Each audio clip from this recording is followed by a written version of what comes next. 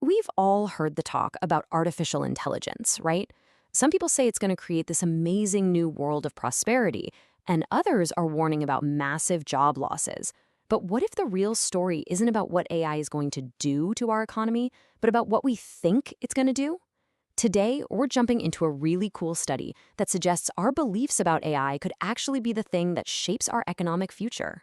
So let's just get right to it. This is the big question, the one everyone is asking. Is this huge wave of generative AI going to be a tool for incredible growth, or is it a serious threat to how we make a living? The debate is everywhere, and honestly, it's fueling both excitement and a whole lot of anxiety about what work is going to look like. But here's a thought. What if the answer isn't a simple yes or no? What if the final outcome has less to do with the tech itself and more to do with our collective mindset? Well, a new paper from the Bank for International Settlements found something pretty startling.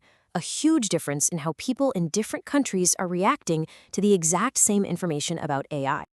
To figure this all out, researchers put together this simple but really clever experiment. They basically wanted to see how getting new information about AI would change people's economic outlooks. And they looked at two very different places, the United States and Japan. This quote, which they actually mention in the study, just nails the whole idea. See, our predictions about the future aren't just, well, passive guesses. They drive our actions. If you think AI is going to be a productivity boom, you're probably going to invest and adapt. But if you think it's a job killer, you might hold back. It's the perfect setup for a self-fulfilling prophecy.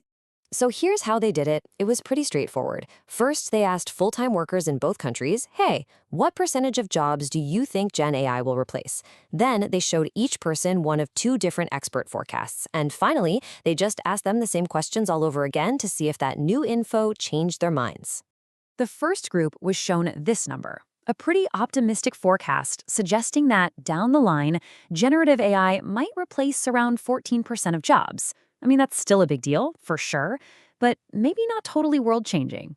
And then the second group saw this, a much, much more disruptive forecast.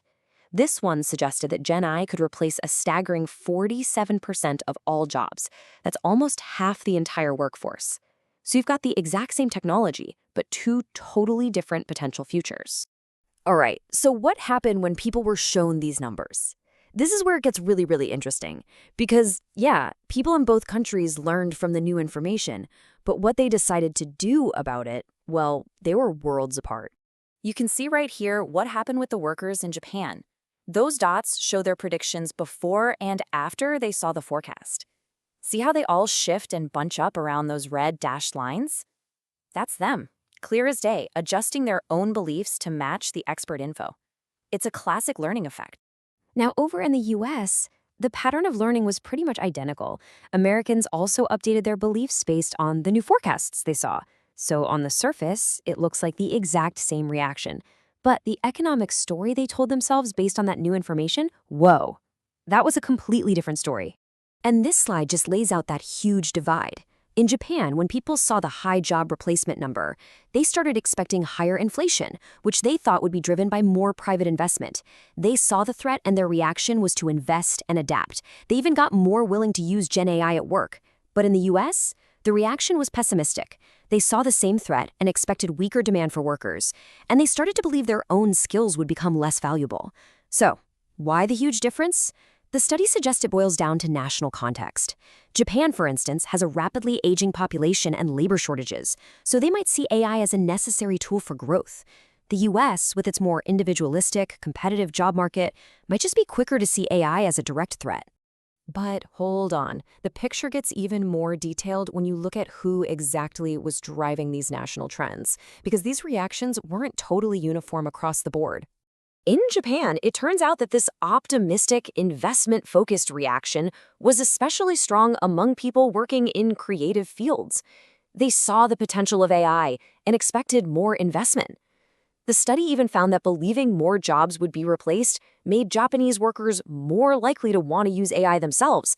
It was like a call to action. But now, check out this really fascinating split in the US. When you ask about private investment, workers without a college degree, they actually had a positive outlook, kind of like the workers in Japan. But those with a college degree, they predicted a negative impact on investment. That is pretty much the opposite of what you might expect. So let me just state this again, because it's such a crucial point. In the US, it was the most educated workers who were the most pessimistic. They were the ones who really believed that AI would weaken the demand for labor and make their skills less valuable. This finding really challenges that long-held idea that getting a higher education is a guaranteed shield against automation.